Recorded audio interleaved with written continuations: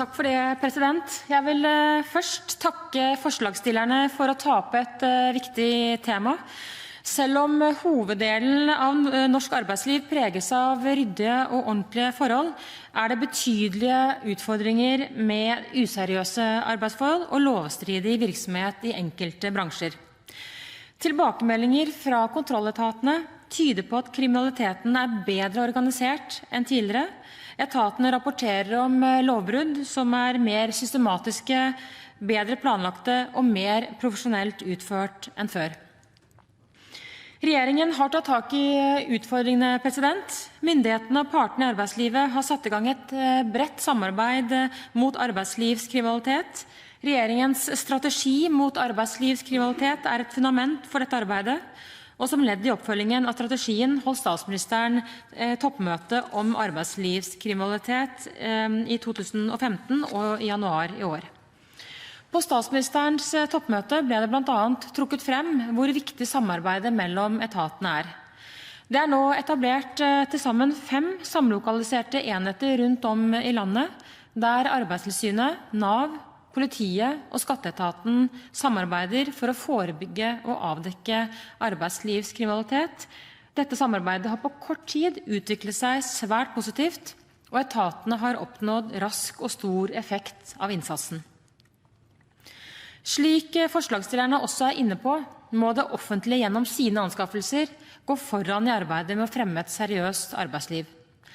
Etter initiativ og medvirkning fra partene i arbeidslivet det utarbeidet en rekke anbefalinger som gjør det lettere for kommunene og andre å gjøre denne jobben. Regjeringen har også lagt fram forslag til skjerping av regelverket om offentlige anskaffelser. Det skal som hovedregel stilles krav om bruk av lærlinger i bransjer der det særlig behov for læreplasser. Det foreslås å pålegge oppdragsgiverne å stille krav om maksimalt antall ledd i kontraktkjeden ved offentlige anskaffelser i bransjer der det særskilte utfordringer. Lovforslagene ligger nå til behandling i Stortinget. Selv har jeg gode erfaringer med dette fra Oslo, hvor det borgerlige byrådet iverksatte dette for noen år siden. Det behov for fleksible løsninger i et moderne arbeidsliv. Det bred enighet om at fast ansettelse fortsatt skal være hovedmodellen i arbeidslivet. I tillegg kan det være behov for ulike mekanismer for å møte endringer i arbeidskraftbehov. Innleie fra bemanningsbransjen et alternativ til midlertidige ansettelser for mange bedrifter. Det viktig at ulike problemstillingene rundt bemanningsbransjen blir sett i sammenheng og håndtert i god dialog med partene i arbeidslivet. Regjeringen opptatt av å sikre at samtlige tiltak for et seriøst arbeidsliv målrettede og velfungerende. Utviklingen og problemstillingene på dette området vil derfor bli fulgt videre. Forslagsstillerne tar også opp allmenngjøringsordningen, som et sentralt virkemiddel mot uakseptable lønns- og arbeidsvilkår. Det viktig at ordningen fungerer effektivt.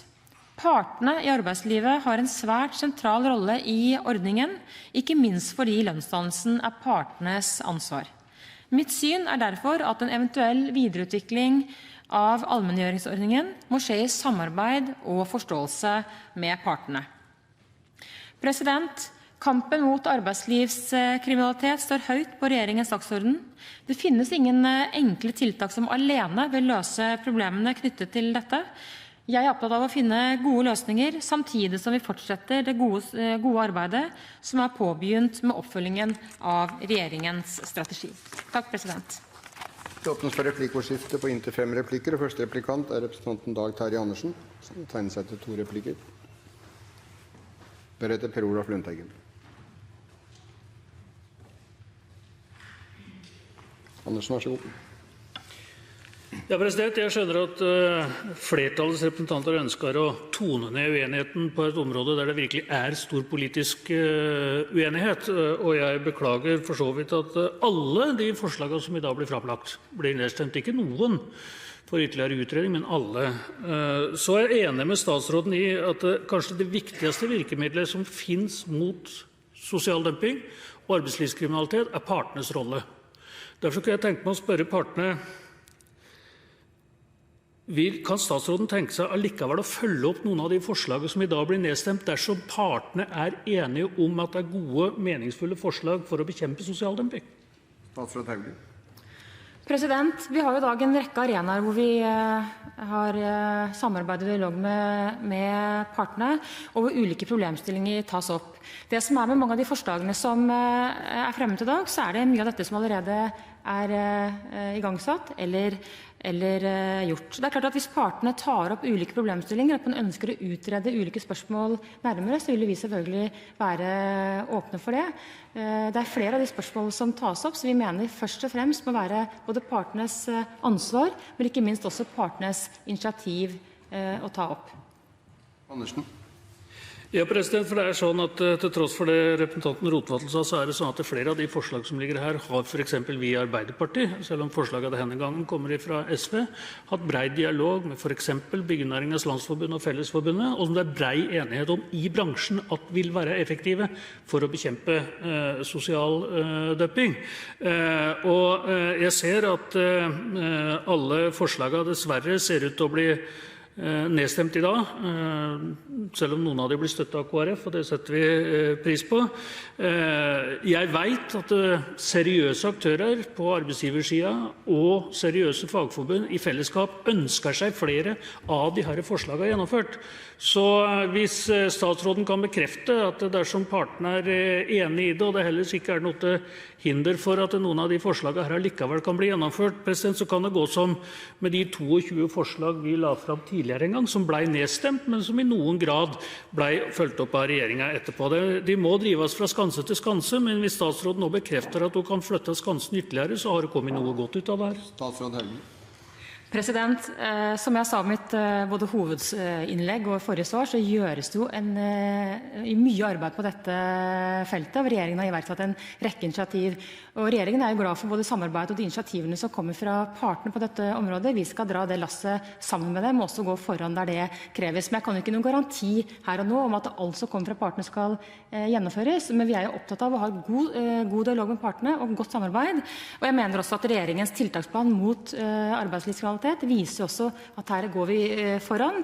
Det ikke bare ord, det også handling, og vi har også styrket budsjettene mye på de ulike områdene som angår arbeidslivskriminalitet. Da neste replikant Per Olaf Lundteigen, som også har tegnet seg til 2 replikker, deretter Kirsti Bergstø. Lundteigen, vær så god. President, fri flyt av arbeidskraft i utgangspunktet en ønsket utvikling innenfor EU og EØS, men økt arbeidsinnvandring fører også til økt arbeidsmarkedskriminalitet på grunn av den store tilgangen av billig utenlandsk arbeidskraft. Dette gir større spillerom for kriminelle aktører på en måte som truer med å undergrave sentrale lønns- og arbeidsbetingelser i deler av norsk arbeidsliv, og som fører til omfattende svart arbeid og annen økonomisk kriminalitet, sitat slutt. Det arbeidsmarkedskriminalitet i Norge, situasjonsbeskrivelse 2014 fra en rekke offentlige instanser. Mitt spørsmål, det enkelt. Statsråden enig i den analyse som en rekke offentlige organer, Arbeidstilsynet, Kriminalomsorgen, Kripos, Mattilsynet, NAV, Politiets utlendingsenhet, Skatteetaten, Tollvesenet, Utlendingsdirektoratet og Økokrim, slik de ser det? Det var det jeg siterte fra, president. Det ingen tvil om at vi del av en global verden og på mange måter et internasjonalt arbeidsmarked, og at vi merker det også her.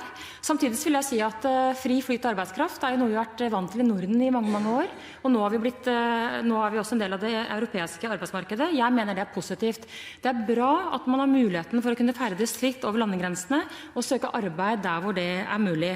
Men det betyr jo ikke at vi for utnyttelse av utenlandsk arbeidskraft, eller at vi for internasjonal kriminalitet. Tvert imot, det viktig at vi kjemper mot det. Derfor har vi styrket Arbeidstilsynet. Derfor har vi satt kampen mot arbeidslivskriminalitet høyt på dagsordenen. Og derfor har jeg sammen med EU- og EØS-ministeren tatt et initiativ overfor bl.a. Polen, Romania, Bulgaria, Litauen om et internasjonalt samarbeid for å løse disse problemene. Det godt mottatt fra disse landene. I går åpnet jeg mitt 5. senter mot arbeidslivskriminalitet, så dette setter vi høyt på dagsordenen, og det tverrpolitisk enige om at dette noe vi skal bekjempe.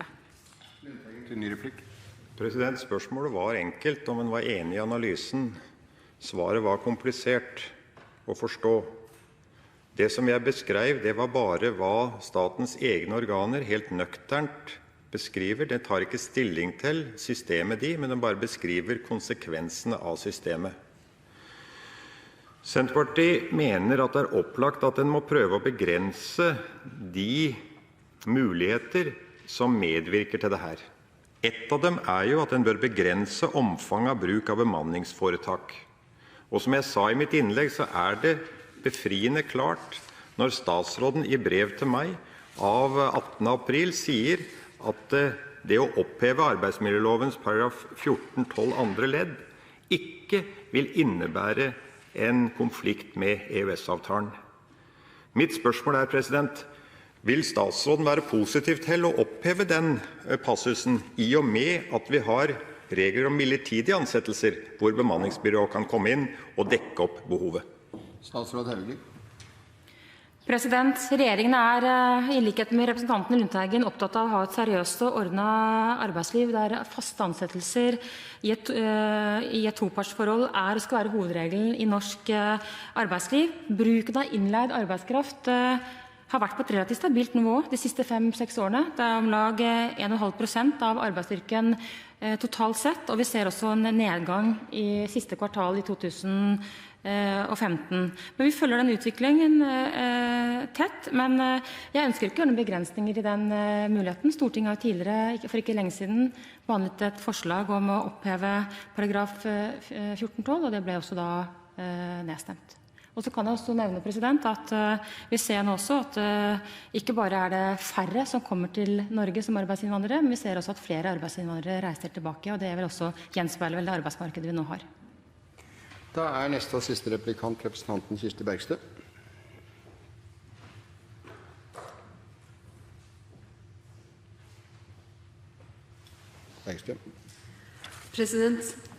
Mange kommuner og fylkeskommuner har innført Telemarksmodellen. Jeg lurer på om statsråden synes det er bra, eller om statsråden synes det er dårlig. Og hvis statsråden synes det er bra, hvorfor er det ikke bra å bli enige om i dag om å stille krav til innkjøp i offentlig regi? Og hvis statsråden synes det er dårlig, så vil jeg gjerne ha en forklaring på det.